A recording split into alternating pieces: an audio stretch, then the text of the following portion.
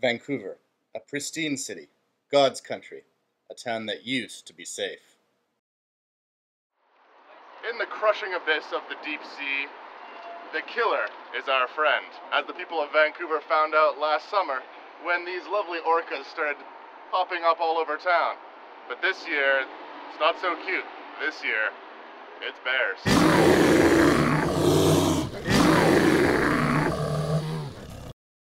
I wasn't going to stand idly by and let my town get overrun by these ursine marauders.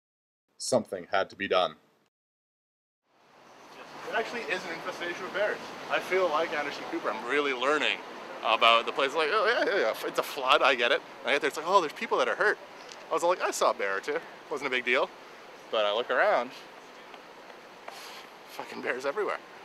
I'm taken aback. I really am. Really, what is the big deal? I mean, is it so wrong for bears to live among us? Yes. Here's why. This is no bear who just sits around and, licks his paws and eats honey. No, he's building things. An infrastructure, perhaps even weapons. We just don't know. Got a T-square. Baseball. The American pastime infiltrated by bears. Bears do not belong in baseball. They barely belong in football.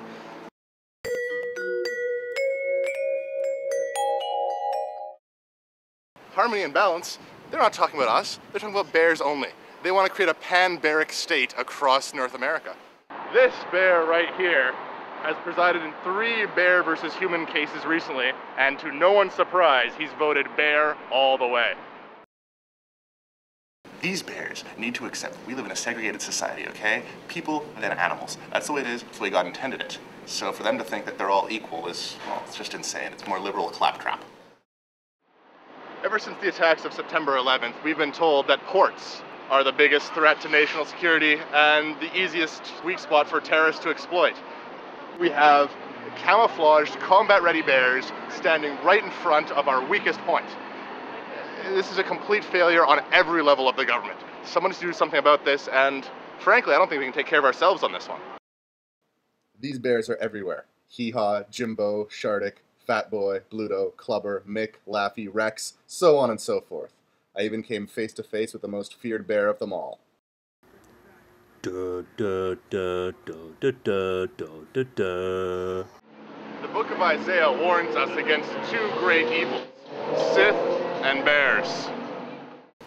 Once we hit ground zero, a plan began to formularize in my head. Canada must be liberated, and there's only one man in Washington with the clout and the power to make that a reality. But I had to convince him that the threat was real.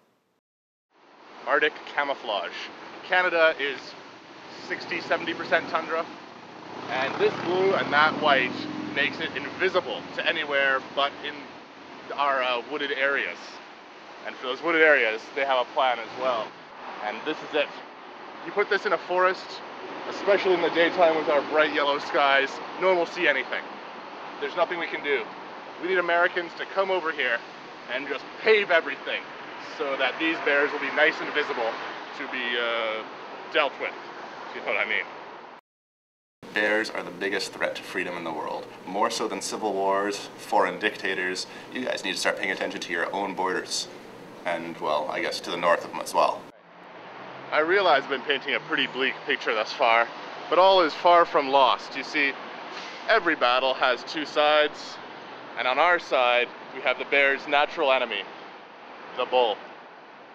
Woo! Riding to freedom, boys. Riding to freedom. Let's not forget that Stephen Jr., idealistic young eagle that he is, now lives here among our luscious green hills and currently plentiful rivers. But let's see how long those rivers stay plentiful when the bears are in charge.